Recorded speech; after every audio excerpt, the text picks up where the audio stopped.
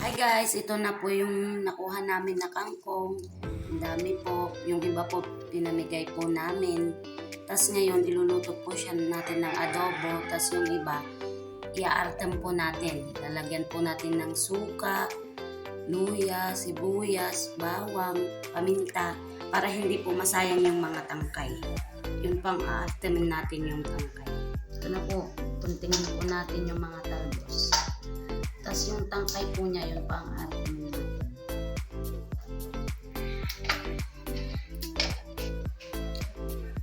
Ito po, ibababad po natin sa suka. Para hindi po masayang, lagyan po natin ng bawang, sibuyas, paminta. Para hindi po masira yung tangkay niya. Ito po, i-adobo po natin ito. Ang ating i-fermented.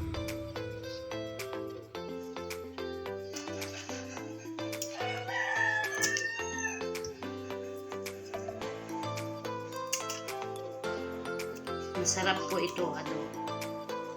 Yung mga pangit po na dahon, tinatanggal.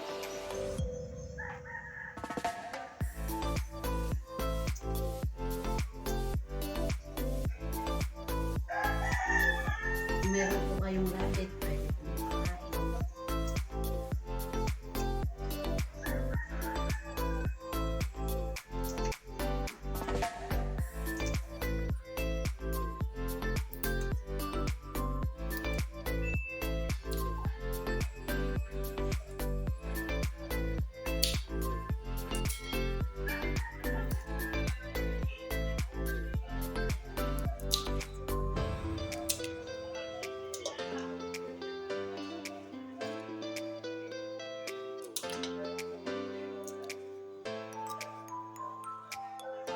Papakita ko po sa inyo mamaya kung paano po mag-artam ng kangkong.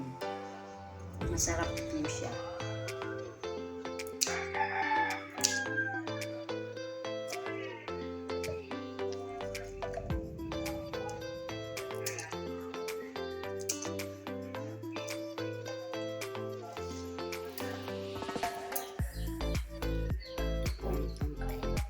Yan ang mag-artam na.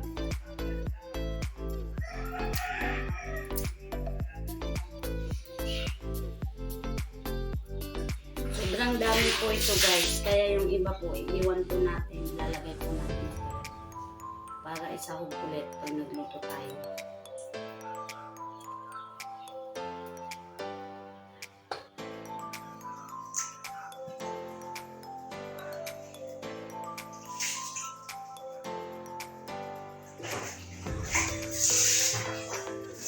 Yan po guys, guguntingin na po natin siya nang hindi masyadong haba. Ganyan lang po.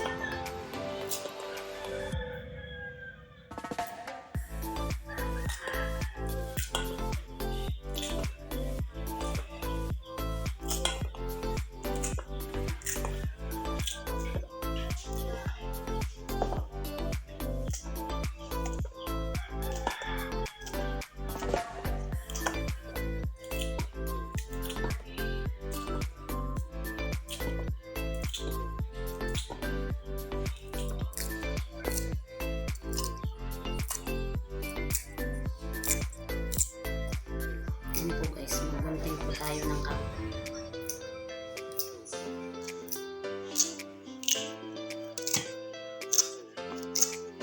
Ito po ang ating rekado ng ating artam na kangkong. Luya, sibuyas, bawang, sili, paminta, tsaka asin, suka. Lagay na po natin ang kangkong sa malinis na lagayan.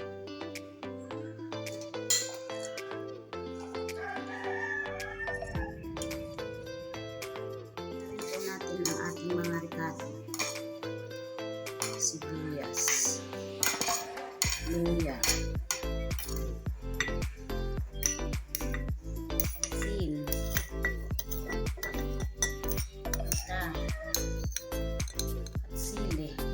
siling labuyo.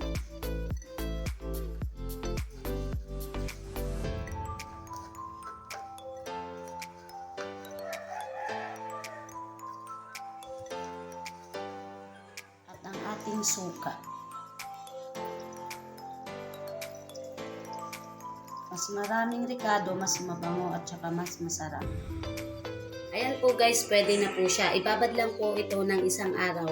Pwede na po siyang gawing sausawan. Masarap po ito. Kaya po, gawin nyo na po ito sa bahay nyo. Masarap. Guys, ito po lahat ang ating nagawa. Nagdagdag po ako ng siling green. Magluluto na po tayo ng adobong kangkong. Isa na natin ang bawang.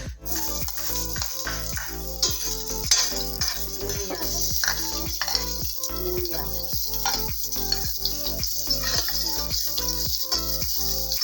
Sasaw po natin ang paa ng manok. Lagay na po natin ng kangkong. Kasi malambot naman po yung paa ng manok. Pinakuluan po na po. Haluin lamang po natin.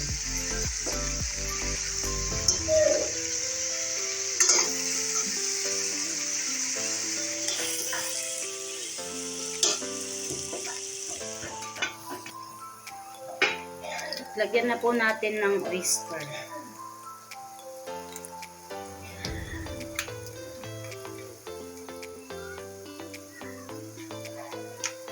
Toyo. At paminta.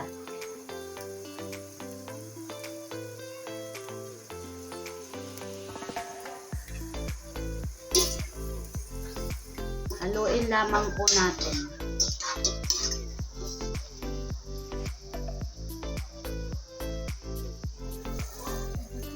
Yan po, okay na. Lagyan po natin ng suka.